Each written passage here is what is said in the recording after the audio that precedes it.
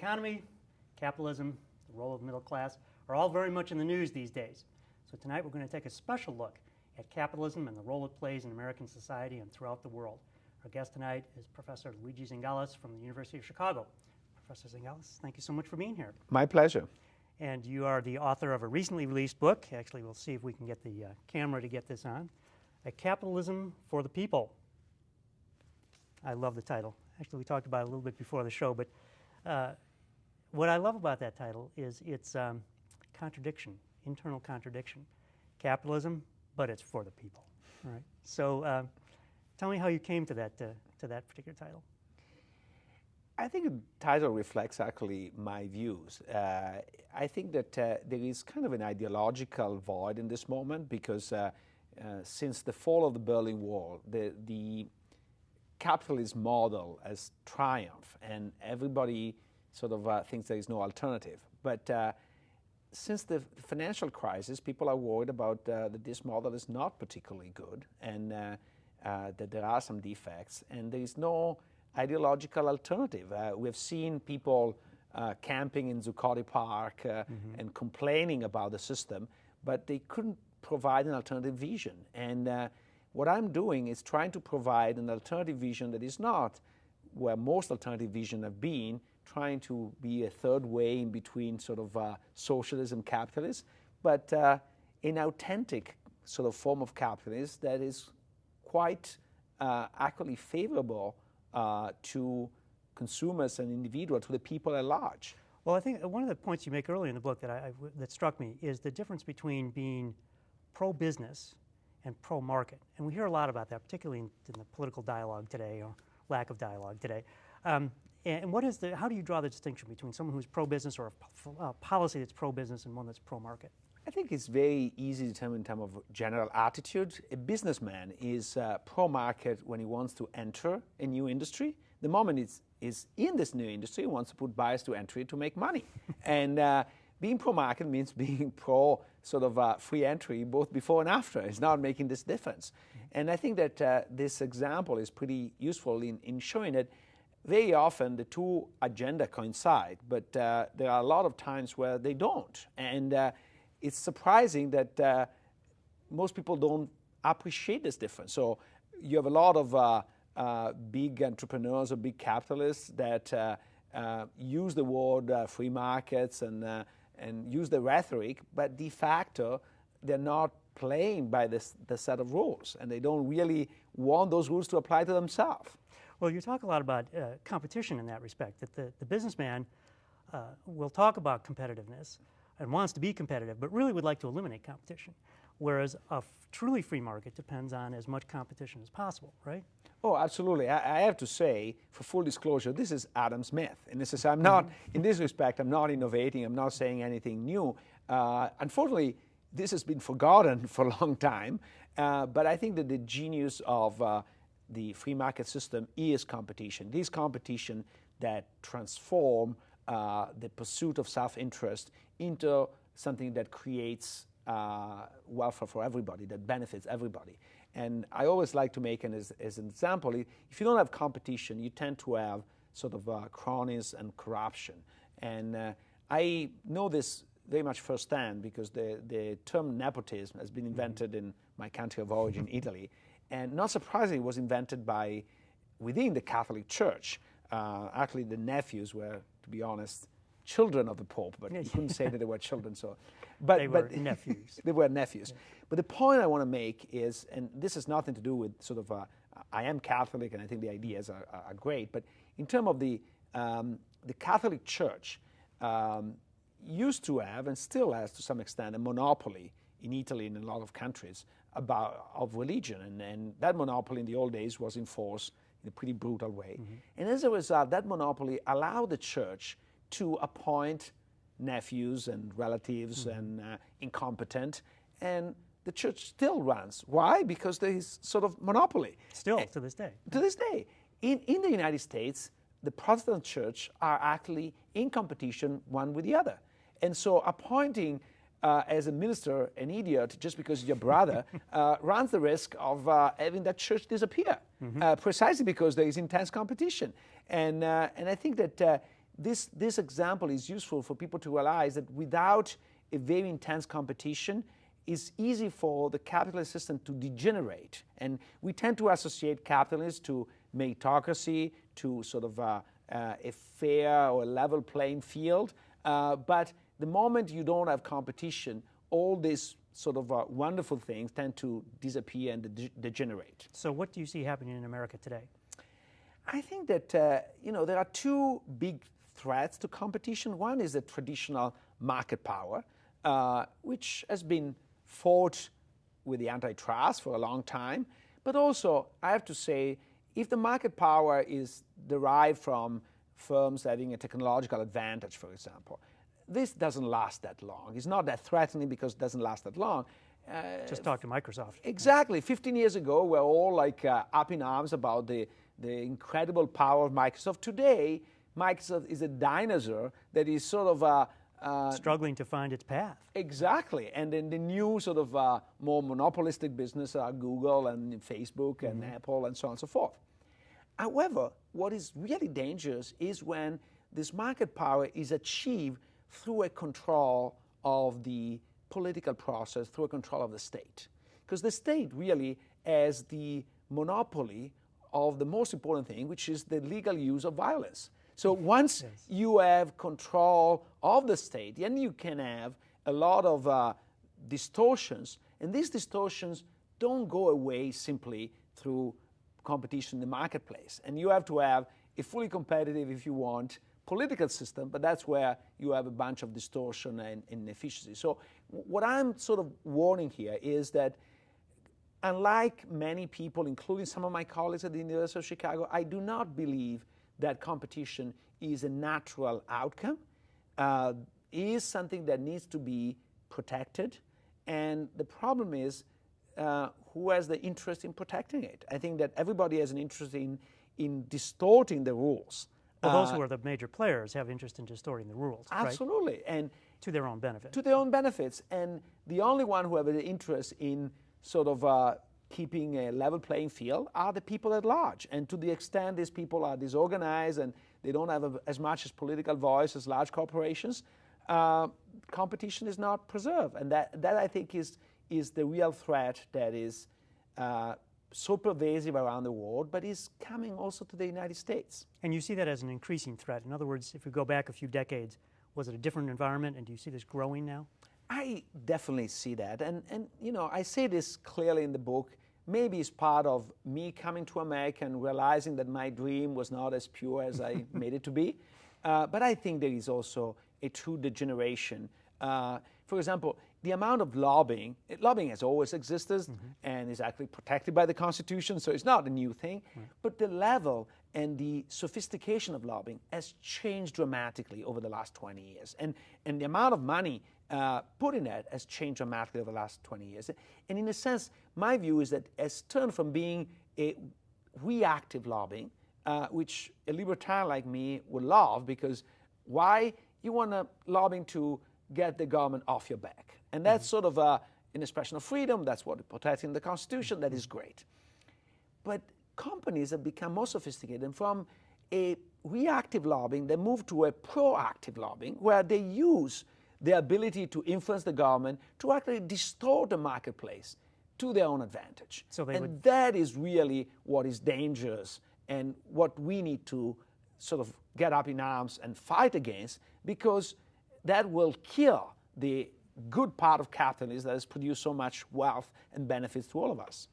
So this, I take it, is what you describe in your book, well, I know, having read it, is as a crony capitalism. This is what you feel is growing here. Absolutely. And the cronyism is things like, you talk about the secretaries of the Treasury and how 4 of the last 6 have come from Goldman Sachs, one particular firm on Wall Street, and how that naturally influences policy debates. Yeah, I think it's a combination of things. I think that there is the power that comes from fundraising. I read that the average congressman has 400 fundraiser a year, so it's more than 1 per day. You wonder whether they have ever the time to read the laws, because it's sort of they spend so much time fundraising. So that's clearly a source of power, but it's not the only source of power. Other people say, oh, you put term limits and you solve the problem. No, I think many of these congressmen, when they retire, they actually go and work for the industry.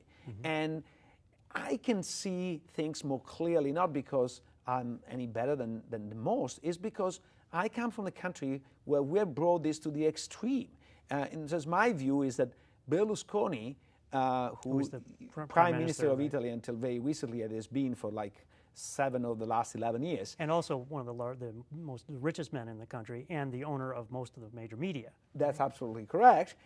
He has simply vertically integrated the lobbying process that takes place in the United States. Since he had his own employees becoming congressmen and then become ministers and sort of writing laws to favor him.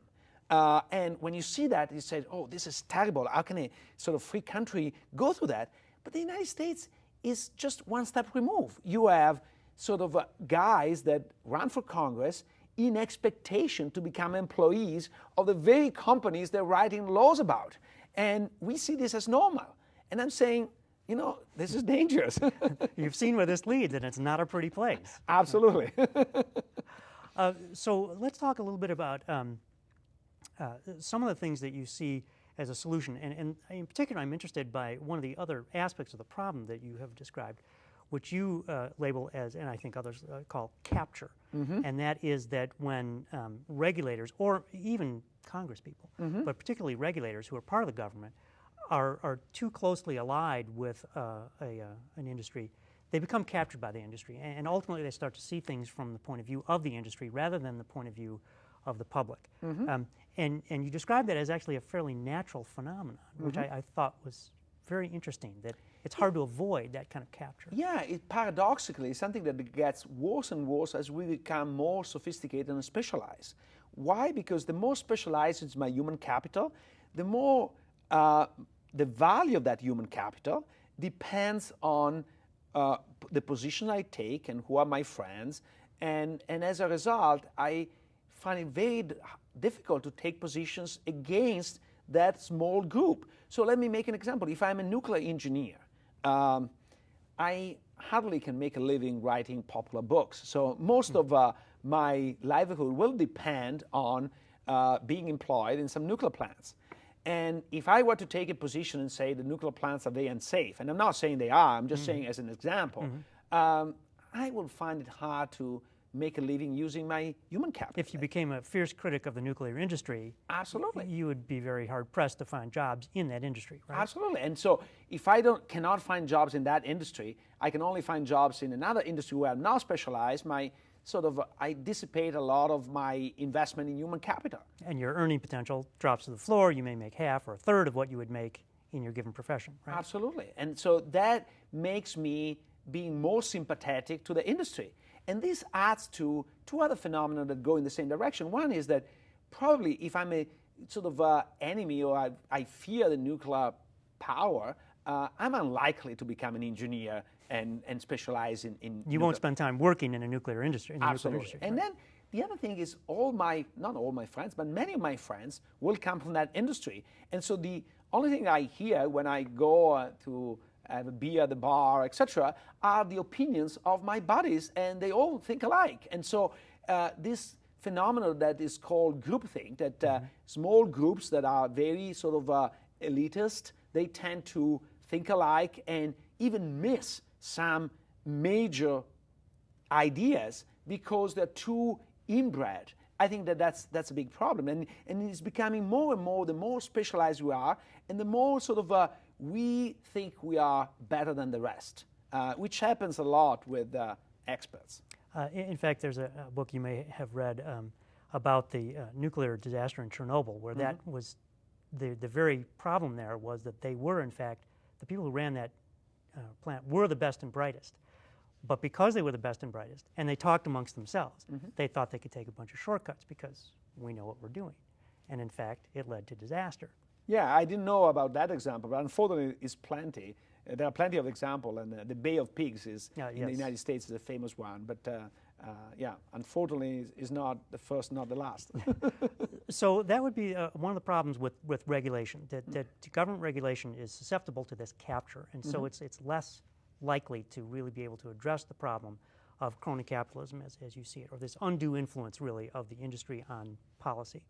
So what are some of the alternatives? If not regulation, how do you proceed? Yeah, that's exactly sort of the essence of the contribution of my book to some extent, because most people in front of this choice, they say, if the regulation is captured, then you have to give up on regulating at all, you have to give up on anything. But without any regulation, the marketplace is not like a level playing field, it becomes a jungle. And in the jungle, not necessarily the most efficient prevails, it's just the most ruthless guy or the biggest one, etc. So I think that how can we combine the two? And so in the book I say there are ways to do that, but the key essence is we need to bring more sort of check and balances, more accountability to the people, more sort of verifiability or pressure of the people over the political process. And there are ways to facilitate that. I do believe that people have a small patience to get involved in politics in the sense of reading and voting. They don't have time to go into very detailed analysis, and they give up pretty quickly. So you can't rely on them being heroes. A system that is based on heroes doesn't go very far because heroes are in short supplies. However, I think that if you, for example, make the regulation extremely simple at the cost of being sometimes even economically inefficient, it is easier for the layman to understand whether this regulation should be supported or not.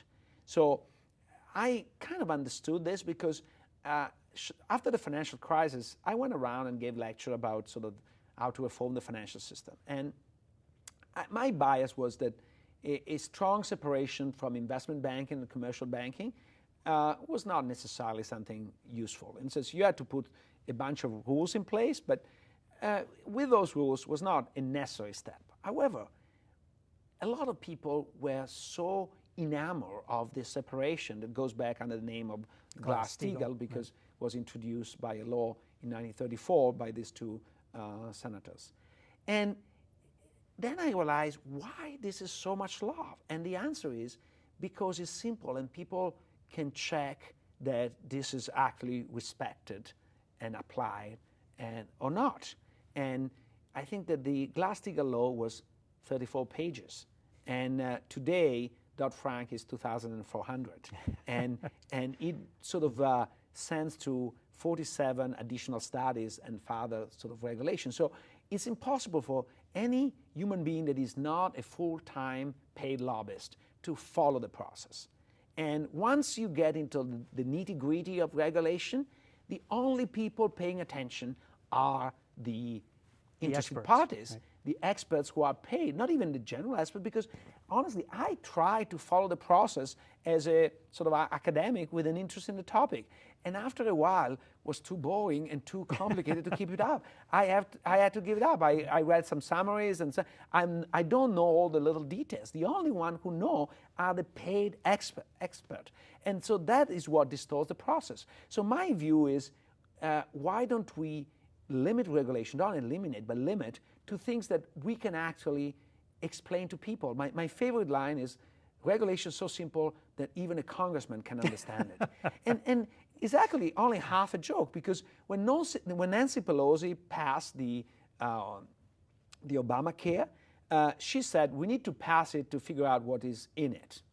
What a frightening statement. It's a frightening statement, but that's the reality. If they have to follow 400 fundraisers a year, they don't have time to actually read the laws that they Especially pass. 2,400-page laws. Exactly, and very complicated. So I think that it's very important to have accountability to the people. Sorry, to the people. One way in which you create this accountability is by making data that allow you to verify what regulation does more broadly available. Because today we have, for example, a lot of bank regulators, but these bank regulators issue some judgment about whether a bank is solvent or not, but these judgments are kept secret. An ordinary human being cannot see them. Now, in fact, the stress tests that were done after the financial meltdown Are they available today, or are they still secret? No, the stress test that was a big difference, was made available. But the typical banking regulation is not. And there are reasons not to release it immediately. In a sense, if you discover that this bank is a bit shaky and you release it, this might cause a bank run, and that's not a good solution. Right. However, there is no justification not to release this information 3, 4, 5 years later. Why this is so important? Because as we academics can actually look at it and say, are you doing a good job or doing a bad job? And maybe you can do a better job in this way, or maybe this type of regulators do a better job than this other type of regulators. So this accountability helps keep regulators in check. But that you're saying that really doesn't exist today. And do you know what would be the reason? I mean, why keep that? I mean, it seems like it's not a matter of national security, certainly. So why keep that data secret? Because they don't want to be accountable. And so I give you a precise example. A colleague of mine at the University of Chicago teamed up with a person at the Fed to actually do such a study, because the Fed has this information, it keeps it confidential, but if you team up with somebody at the Fed, you can make this study. So they made a study and they found that actually the state regulators are worse than the Fed. So the Fed was pleased, but the state regulators were very annoyed. And so the state regulators said, you concocted a study that favors you because you are the only one with the data. So we want that data too. And the Fed said, no, I don't want that data to be released, so I will withdraw from everybody that data so that nobody sees it. So they don't want to be accountable. That's exactly. That's tragic. That's tragic. And I have a chapter, it's one of my favorite chapters in the book, it's called Data to the People. Because I think that is really what keeps democracy going. And what Chinese government is very much afraid is releasing data to people. I went to Singapore, and Singapore is a very efficient country, but it's not a democracy. And what the sort of party in power is afraid of is to release data to people, because they know the power of the data. And once you see with your naked eyes the distortion, it's very hard not to intervene. The other thing that you talk about that struck me in the book is not just data to the people, but the idea of changing the ethic or the ethos in the country, starting, since you teach at a business school, starting with the business schools, but akin to the way that smoking became socially unacceptable, and to try to draw these distinctions so that companies that make money or entrepreneurs that make money through selling products that kill people or hurt people, or today might be lionized anyway because they're very successful, regardless of how they got there.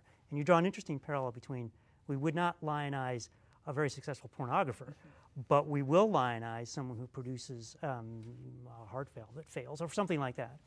Absolutely. I think that precisely we are discussing about sort of regulation precisely because I am nervous about regulation being captured. I think that social norms have a big advantage. They also have disadvantages, but they have one big advantage. You cannot capture the process that creates these social norms, because social norms are enforced by definition by social sanction. And social sanction is something that works only if the plurality of people support it. So in a sense, it's the most democratic process, if you want, precisely because it's not capturable by few individuals. Too many people who would have to be captured to change it. Exactly. And now, the disadvantage is, of course, the kind of sanction you have are lighter, so you don't put people in jail on that basis and so on and so forth. But they do work because we're not motivated only by money, we're motivated by prestige. And if I sort of make a lot of money, but I lose all the prestige I have, I'm tempted not to do it. And some people might do it anyway, but I think that the vast majority of people are concerned about their social reputation, image, their reputation. And so the question is, unfortunately, the version of capitalism that is prevailing today has degenerated into anything goes, that greed is good. Now, Adam Smith was a moral philosopher, would have never have said that. And the fact that we sort of lost that moral component is one of the causes of why we are here today and why the system is so degenerated. And so what is my position as a business school professor? I think that we should teach some social norms in class to people, not as a separate subject, but as part of what is we think is right or wrong to do. And so part of the fabric of the education would be this concentration on what is morally right. this should be part of our teaching, because we are a bit hypocritical in the sense we say we are social scientists and we only describe the world and we don't take any moral stand. But we don't. If I am a scientist, a real scientist, and I study the law of nature and I teach how atoms behave, I'm not teaching to atoms, so I'm not having any impact on them. Right. When I teach the law of economics, and in particular the one of business, I teach some future businessmen, and I do impact them. So one of my colleagues is a great sort of researcher who won Nobel Prizes, Gary Becker, has this theory, which is a great theory about sort of an economic theory of crime. And I'm simplifying it, but basically saying that people commit a crime when the expected benefit of what they get from the crime is bigger than the expected cost, which is the probability of being caught times the punishment they receive. Now, this is a very useful theory, and I think that Gary Becker is a great sort of intellectual, but most people, when they teach this theory, they forget to say anything else. So Like but by the way, it's wrong, right? That piece let is me missing. finish. It's sort of, if I tell you that it's rational to commit a crime with the expected benefits bigger than the expected cost, implicitly I'm saying it's irrational, which is tantamount to say it's stupid, not to commit it when the sort of and when you can get away with that.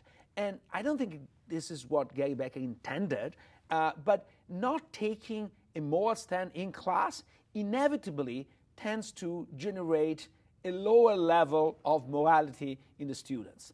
And so I think it's sort of, we should say it's wrong to do that. And might be in your strict financial interest, but first of all, it does impact your reputation long term. People will see what you're doing and will cost you long term. And even if this doesn't cost you long term, it's something that I personally don't approve. It's not good for society at large. We should be aware of that. And some people might do it anyway, but it's bad. I can't think of a better way to wrap up. Believe it or not, we're already out of time. Professor Zingales, this has been fascinating. I hope you'll come back and talk to us again. I think it's a great topic that requires more airing. Okay, I will. Thanks. Thank you. And thank you for joining us once again on Public Perspective. I'm your host, Kevin McDermott. You can find us on Comcast Channel 19 every Saturday night at 8 o'clock. And you can also see us on the web at publicperspective.tv. Till next time, thank you and good night.